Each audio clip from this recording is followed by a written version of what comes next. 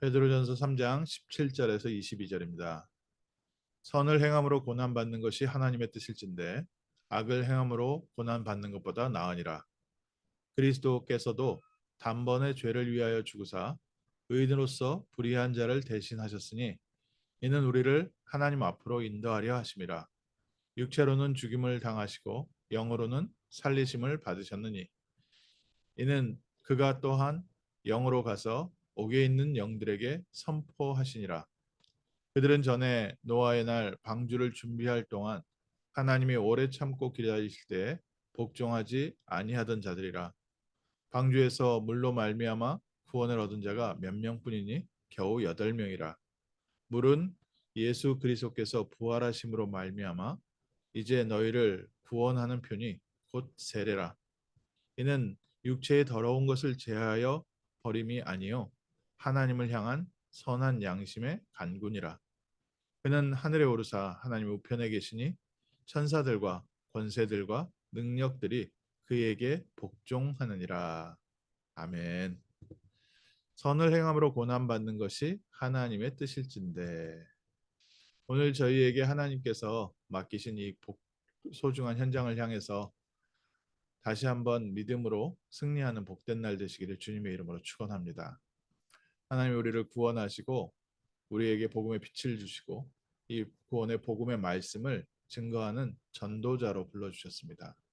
이 전도자의 축복 속에서 우리가 하루하루 살아가는데 우리의 걸음이 복음과 육신의 많은 선택이 날마다 주어져 있습니다.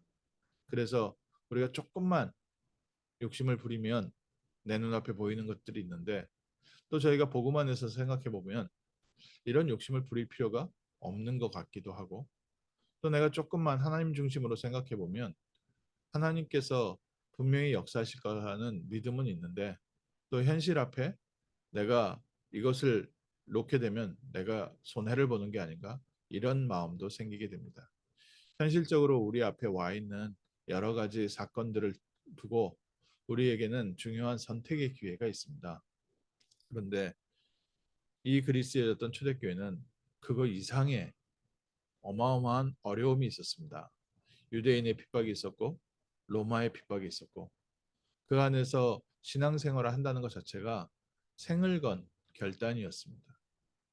그렇게 복음을 위해서 또 구원을 위해서 하나님의 나라를 위해서 결단을 했을 때 가족으로부터도 버림을 받게 되고 또 주변의 모든 친지들로부터 배척당하게 되고 또 많은 사람들에게 핍박을 받으면서 그렇게 신앙생활을 한 초대교회가 있었고요.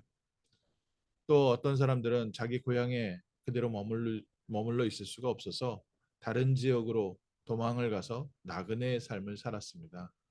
근데 지금과는 좀 다르죠. 나그네의 삶을 산다는 게 얼마나 위험하고 험한 일인지 모릅니다. 지금도 남미에 저희가 선교를 가면 멕시코 현장 같은 경우에 멕시코 현지인과 동행하지 않으면 참 여러 가지 불이익이 많이 있습니다. 택시를 지난번에도 한번 저 함께 가신 김원기 목사님하고 탔는데 택시비를 쉽게 말하면 2배 부르는 겁니다. 착하지요. 한국 사람들 같으면 뭐 10배 불렀을 텐데 2배를 부르니까 저희가 뭐 조금 준다고 하니까 안 된다 된다 하다가 좀 더 주고 내렸습니다. 뭐 택시비 하나 내는데도 선교하는 현장에서 택시비 내러 뭐 그거 갖고 얼굴 붉힐 일 아니니까 그냥 웃으면서 넘기는데 다른 지역의 나그네의 삶을 산다는 것은 2000년 전에 있어서요. 절대 불가능한 일 중에 하나였습니다. 그래서 그때 당시에 상인들이 다닐 때는 무장한 군인들이 함께 다녔습니다. 사병들을 모아서 함께 다니지 않으면 안 될 정도로 위험한 시대였습니다. 지금 선진국에서는 그런 일이 없다 하더라도 선진국도 요즘 마찬가지죠. 미국도 얼마나 많은 도둑과 강도가 많아졌는지 모릅니다. 그런데 그때 당시에 왜 나그네가 됐습니까?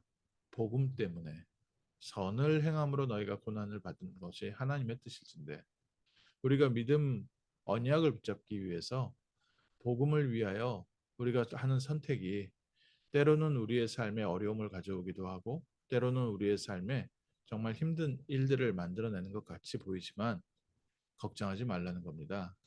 예수님께서도 우리의 죄를 위하여 십자가에서 죽으셨는데 어느 정도까지 낮아지셨냐?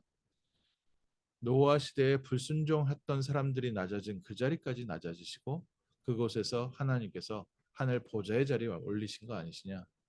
우리에게 있는 좀 어려움, 답답함, 우리가 겪게 되는 일들이 지금 낮아지는 것 같고 어려운 일 같지만 하나님께서는 그 모든 일을 통해서 복음의 빛을 비추는 자리로 서밋의 자리로 우리를 높이실 줄 믿습니다. 그리스도와 함께 이미 우리의 보좌는 우리의 자리는 천국 보좌가 우리의 자리가 되었습니다. 그리고 천국 보좌 우편에 앉아 계신 그리스도께서 우리와 함께 하시면서 우리의 모든 이 발걸음을 넉넉하게 승리하게 하시는 줄 믿습니다.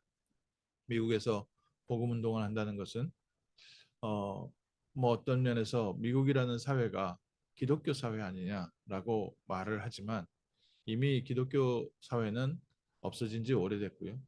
교회는 점점 문을 닫아가는 시대고 오히려 요가와 동양의 철학이 미국의 모든 종교 상황을 다스리고 있는 뉴에이지 시대가 됐습니다. 이 시대에 우리 귀한 렘넌트들이 학교에 가서 신앙 고백을 하면 따돌림을 당할 정도로 어려운 환경이 되었습니다. 그래서 그냥 기독교인이라고 그러면 애들이 이용해 먹기 좋은 그런 아이들로 전락해버린 사회가 돼버렸습니다. 한국의 어렸을 때와 비슷하지요. 그러면 이 사회에서 우리 렘넌트들이 승리할 수 있는 비밀이 있습니까? 바로 오늘 말씀입니다.